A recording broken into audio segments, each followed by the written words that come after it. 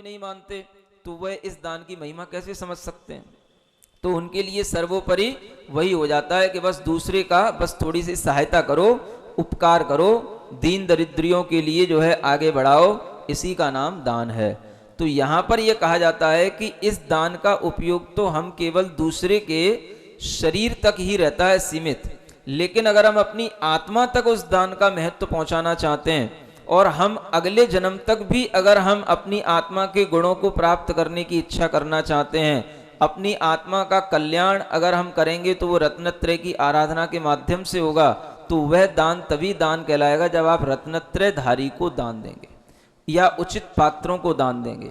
तो इसलिए ये धर्म दान का अपना अलग महत्व है और इस महत्व का जो आज जो है आकलन कमती रूप में किया जा रहा है, यह भी एक तरह की आधुनिकता का परिणाम है, जिसके माध्यम से आज व्यक्ति को अपनी आत्मा के लिए कुछ करना है ऐसा समझ में नहीं आता। बस दूसरों के लिए देकर के उनके लिए बस थोड़ा सा हमने खुश कर दिया या उनको खुश रख लिया, उनकी कोई सहायता कर ली तो उसी को हम बहुत बड़ा उपकार समझ लेते हैं, लेकिन उसमें अपना उपकार कुछ भी नहीं होता है। स्वयं का अनुग्रह तो तभी होगा जब हम रत्नत्रय की आराधना करने के साथ में दान की प्रक्रिया को जोड़ के रखेंगे। इसलिए वह एक लौकिक दान कहना चाहिए और इसको अलौकिक दान कहना चाहिए। क्या समझ आ रहा है? जो करुणा दान है, दया दान है, जो अनेक लोगों के ऊपर उपकार करने की भावना है, ये तो एक हो गया सामान्य से लौकिक दान, है ना। ये लौकिक में हर कोई कर सकता है, इसकी योग्यता तो किसी के अंदर भी आ सकती है।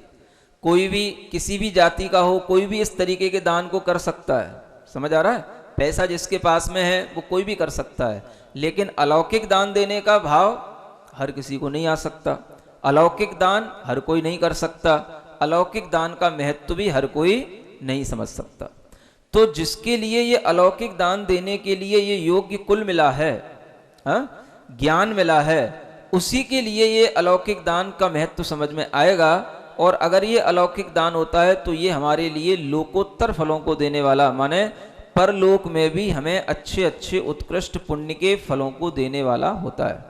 इसलिए ये ध्यान रखना चाहिए कि लौकिक दान में और अलौकिक दान में अलौकिक दान की महिमा ही अधिक है। भले ही हमें वर्तमान में ऐसा लगता है कि लौकिक दान हमारे लिए सबसे अच्छा है, जो कि आजकल की पीढ़ियां है ना अधिकतर इन विचारों के साथ ही जुड़ी हुई मिलती हैं कि हम किसी के लिए कुछ नेत्र दान कर दें कि किसी को अपना रक्त दान कर दें, इसी को दान समझते हैं। बल्कि इससे देखा जाए तो धर्म का इससे कहीं से कहीं तक कोई लेना देना नहीं है। धर्म के लिए कुछ अलग ही भाव होता है, उसके लिए हमें ज्ञान होना चाहिए, उचित पात्र की खोज की जाती है, पात्र को दिया गया दान ही हमारी पात्रता को बढ़ाता है। इसलिए ये दान अपने आप में अलग है, जो है धर्म के दान के रूप में कहलाता है। अब आगे एक सावधानी की बात बताई जा रही है कि दान देते हुए भी उस दान में विशेषता किस चीज से आती है वो बताया जा रहा है। विधि द्रव्य दात्री पात्र विशेषात तद विशेषः। दान के अंदर विशेषता माने वह दान अपने आप में अधिक पुण्य वाला हो, अधिक महत्व वाला हो। ये कैसे बनेगा? तो इतनी चीजों की विशेषता होनी चाहिए। किसकी? विधि विशेष, द्रव्य विशेष, दाता विशेष और पात्र विशेष होना चाहिए, है ना। विधि विशेष क्या कहलाता है? जो हमारी नवधा भक्ति पूर्वक दान दिया जाता है वह नवधा भक्ति विधि विशेष कहलाती है ना। तो ये विधि विशेष किसके अनुसार होगी? ये पात्र के अनुसार होगी। उत्कृष्ट पात्र के लिए ही उत्कृष्ट विधि होती है और किसी पात्र के लिए उत्कृष्ट विधि नहीं होती। तो ये विधि विशेष जो नवधा भक्ति के रूप में है, यह केवल दिगंबर साधुओं के लिए है। और इस तरीके की विधि विशेष के साथ में दिगंबर साधु के अलावा और किसी को दान नहीं देना, ये विधि विशेष में आता है। अन्यथा इस विधि विशेष शब्द का कोई अर्थ ही नहीं रहेगा। समझ आ रहा है? लोग कहते हैं किसी को भी दान दो, सबकी नवदा भक्ति करो, सबकी पूजा करो, सबके पाद प्रक्षालन करो, और तो फिर उसमें विधि विशेष क्या रहा? तो गुणों के अनुसार विधि विशेष होता है। तो इस तरह से जानने की कोशिश करो कि विधि विशेष से ही विशेष को दिया गया दान हमारे लिए विशिष्ट दान कहलाएगा।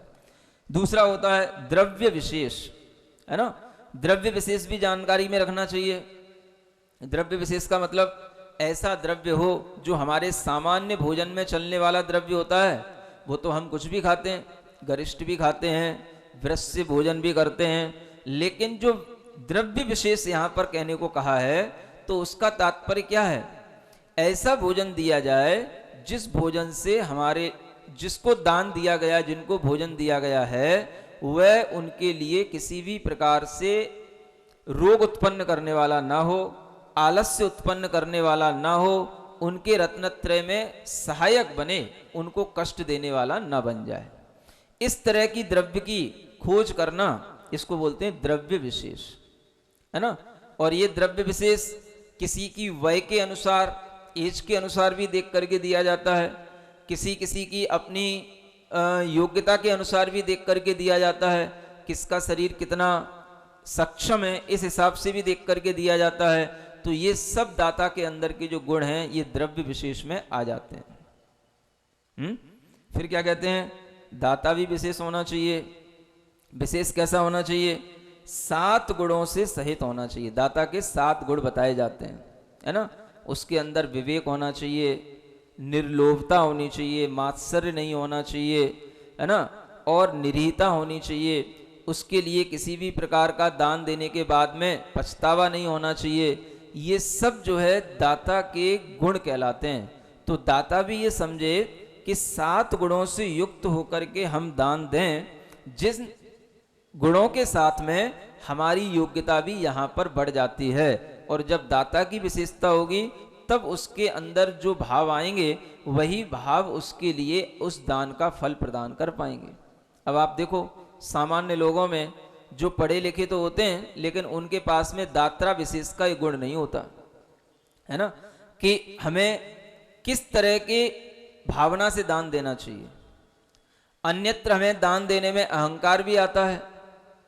हम अगर कहीं पर कुछ दान कर देते हैं तो हम ये हमेशा ध्यान में रखते हैं कि हम देखो इतनी चैरिटी करते हैं, हमने जो है इतना जो है बड़े बड़े हॉस्पिटल खोल रखे हैं, हमारे नाम पर जो है इतना बड़ा बड़ा दान हर साल निकलता है।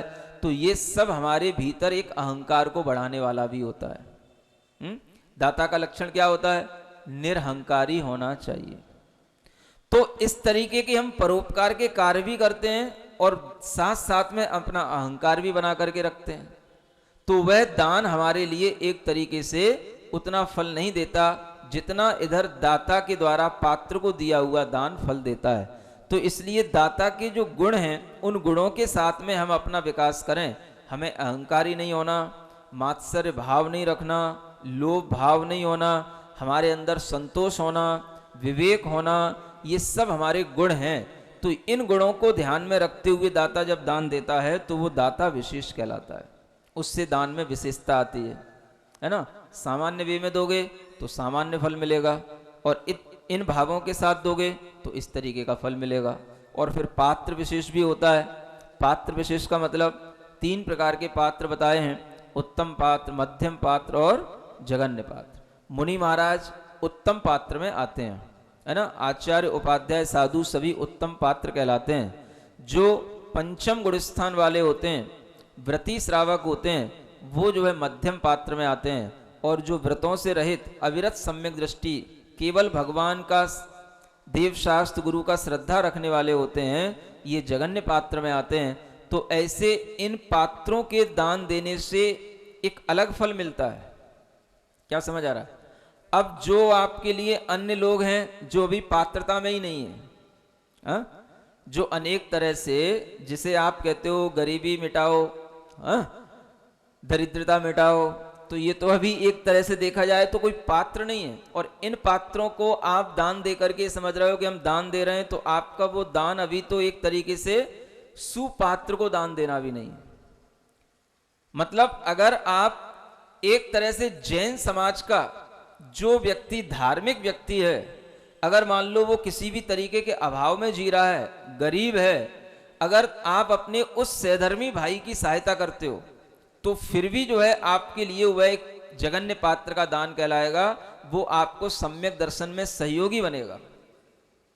समझ आ रहा है?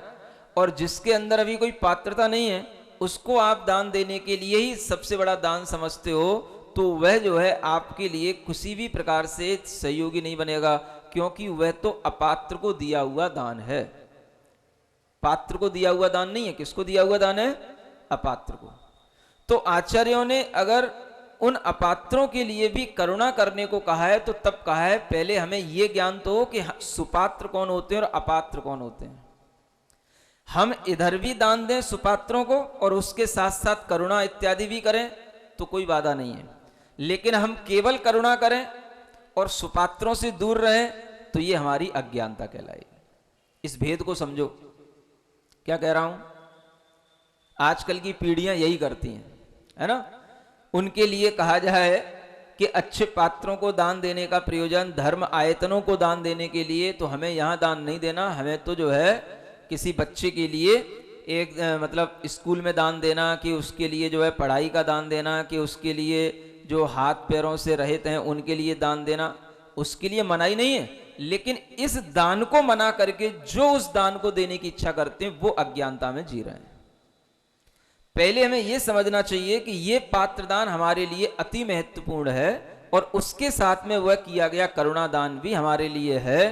तो हम इस दान की तुलना उस दान से न करें और इस दान की तुलना करके हम इस दान को तो छोड़ दें और उसी दान में लगे रहें जो केवल बस दूसरों के लिए उपकार करने वाला है, तो वह दान भी हमारे लिए कभी भी धर्म की वृद्धि करने वाला नहीं होगा।